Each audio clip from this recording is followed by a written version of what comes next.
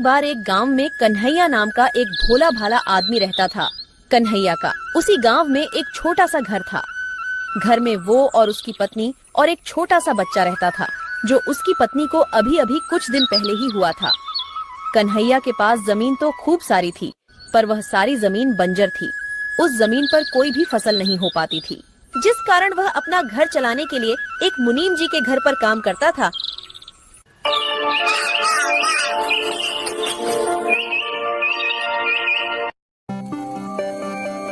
भाग्यवान, ओ भाग्यवान, आज मुझे मुनीम जी के पास बहुत सारा काम है। आज मुनीम जी का अनाज बाहर शहर बिकने को जाएगा, तो मैं आज खाना खाने नहीं आ पाऊंगा। तो तुम आज मेरा खाना किसी के भी हाथ मुनीम जी के घर तक पहुंचा देना। फिर कन्हैया मुनीम जी के घर पर काम के लिए निकल जाता है।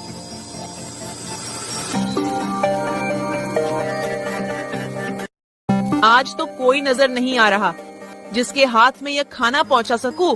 लगता है आज मुझे ही खाना देने जाना होगा। कन्हैया की पत्नी कन्हैया को खाना देने के लिए मुनीम जी के घर के लिए निकल जाती है।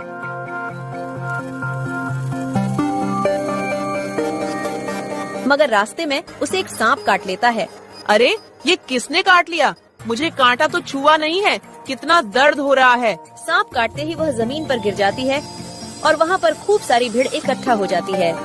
कन्हैया लाल, अभी अभी गांव से एक खबर आ रही है कि तुम्हारी पत्नी को एक सांप ने काट लिया है। तुम्हें तुरंत ही उसके पास जाना होगा। कन्हैया चौंक जाता है और कन्हैया वहाँ से तुरंत ही निकल जाता है। मगर कन्हैया की पत्नी नहीं बच पाई।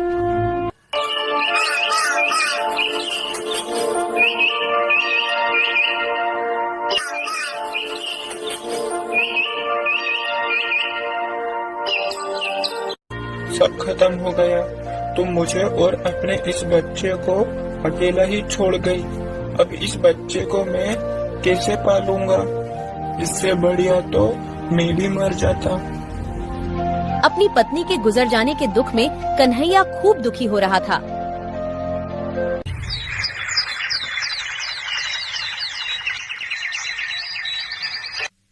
कुछ सालों बाद कन्हैया के जीवन में खुशी का माहौल बनता है।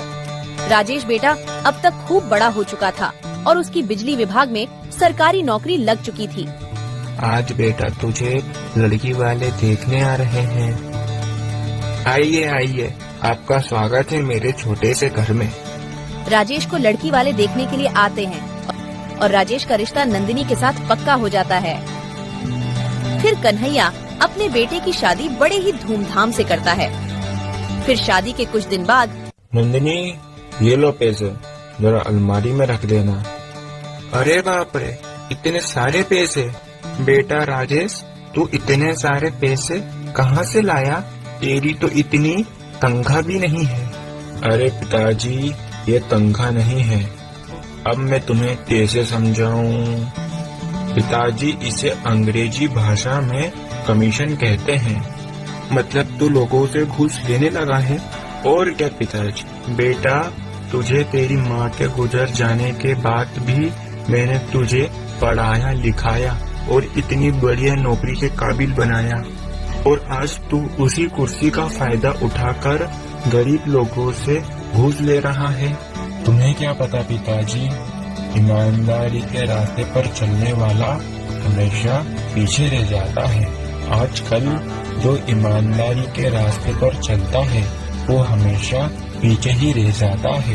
ईमानदारी पर चलेंगे तो धीरे धीरे आगे बढ़ेंगे, अगर थोड़ी बहुत घूस खाकर आगे बढ़ेंगे तो बहुत जल्दी आगे बढ़ेंगे। पिताजी, बेटा, जो ईमानदारी के रास्ते से धीरे धीरे आगे बढ़ता है वो बहुत लंबे समय तक टिकता है। जो ये घूस खाकर आगे बढ़ता है वो बहुत ही जल्दी बर्बाद होता है। और आगे तेरी मर्जी।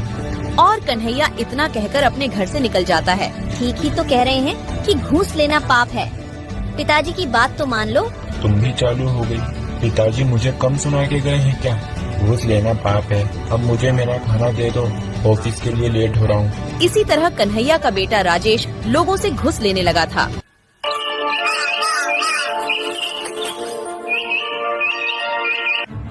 वह हर रोज ढेर सारे पैसे लाने लगा, पर कन्हैया को बिल्कुल भी पसंद नहीं था। अरे बेटा, ये मुझे नहीं है पसंद। तू मेरे लिए ये लोगों से घूस खाना बंद क्यों नहीं कर देता? अरे पिताजी, तुम तो मेरे हाथ धोकर पीछे ही पड़ गए। घूस घूस लगा रखा है। मैं ये घूस लेना बंद नहीं कर सकता। तुम्हें मेरे साथ रहना हो तो रहो, वरना यहाँ से निकलो। तुम्हें जरा सी भी शर्म नहीं है? कोई भला अपने पिताजी से ऐसे बात करता है? क्या वो क्या गलत कह रहे हैं? ठीक ही तो कह रहे हैं कि घूस लेना पाप है। कोई ये पाप वाप नहीं है। आजकल सब ऐसे ही काम करते हैं। और तुम ज्यादा मेरी अम्मा मत बनो। तुम्हें भी इस घर में रहना हो तो रहो, वरना तुम भी यहाँ से निकलो। अरे बेटा, मेरे कारण तुम दोनों आपस में मत लड़ो। मैं ही इस घर को छोड़कर चला जाता हूँ। अरे पिताजी, इन्होंने तुम्हें गुस्से में आकर घर छोड़कर जाने को कह दिया है। आप तो सच में घर छोड़कर जाने को तैयार हो गए? तुम कहाँ पर रहोगे? बेटा, तू मेरे रहने की चिंता मत कर। मैं तो कहीं पर भी रह लूंगा। इतना कहकर कन्हैया घर छोड़कर चला जाता है। अरे तुम कैसे बेटे हो जो अपने पिता को घर छोड़कर जाने के लिए एक बार भी नहीं रोका? कन्हैया अपना घर छोड़कर मुनीम जी के घर पर जाता है। क्या हुआ कन्हैया, आज तो तुम समय से पहले काम पर आ गए। और कन्हैया मुनीम जी को अपने बेटे की सारी बात बता देता है। अरे बाप रे, तुम्हारे बेटे ने तुम्हें घर से निकाल दिया। ये तो उसने बहुत गलत किया। कन्हैया, तुम चिंता मत करो। आज से तुम मेरे साथ मेरी ये हवेली में रहोगे। नहीं मुनीम जी, मैं तो मेरे खेत में ही रह लूंगा। कन्हैया, तुम वहाँ पर कैसे रह पाओगे? मुनीम जी, मैं वहाँ आराम से रह लूंगा। तुम्हारा मुंह उतरा उतरा क्यों लग रहा है? आज ऑफिस में कुछ हुआ क्या? हाँ, आज मैं लोगों से घूस लेता पकड़ा गया और अब मुझे अपनी नौकरी से भी निकाल दिया गया है। और मैंने जितना भी घूस का पैसा खाया है वो मुझे सरकार को वापस लौटाना होगा। मुझे बिल्कुल भी समझ नहीं आ रहा है अब मैं क्या करूँगा। कन्हैया अपने खेतों के बीच में एक झोपड़ी तैयार करता है और उसी झोपड़ी में रहने लग जाता है।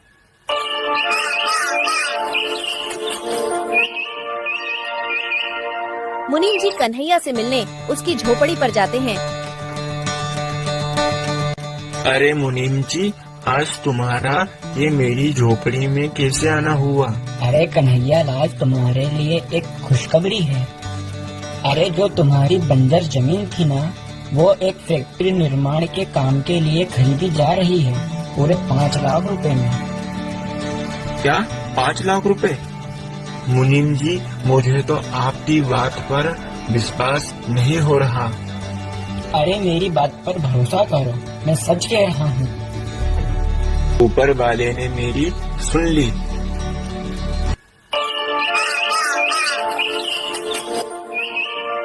कन्हैया अपने बंजर जमीन को बेचकर उसी गांव में जमीन के पैसे से एक बढ़िया सा घर बनवा लेता है।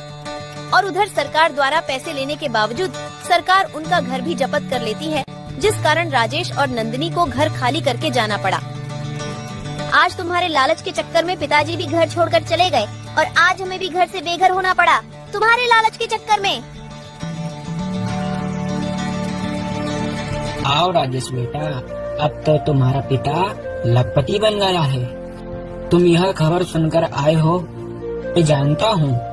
तुम तुम्हारे पिता के पास केवल पैसों की लालच में ही आए हो। तुमने आज तक तुम्हारी माँ को देखा? ये कन्हैया ने तुम्हें तुम्हारी माँ के जाने के बाद खूब पढ़ा लिखाकर बड़ा करा और तुमने उसे ही घर से निकाल दिया। और तुमने उसी पिता को घर से निकाल दिया। तुम्हें ये सब करते बिल्कुल भी शर्म नहीं आई? अरे मुनीम जी, अब छोड़िए, वो अभी बच्चा है, उससे एक छोटी सी गलती हो गई। पिताजी, मुझे माफ कर दो, मुझसे गलती हो गई और आपकी बात नहीं मानने के कारण आज मेरे हाथ से नौकरी भी चली गई। कोई बात नहीं बेटा, तुझे कहा था ना मैंने कि ईमानदारी के रास्ते पर चलेगा तो खूब आगे जाएगा। अब देख लिया ना बेईमानी के रास्ते का परिणाम। अगर आपको ये वीडियो पसंद आया हो तो वीडियो को लाइक करें और चैनल को सब्सक्राइब करें।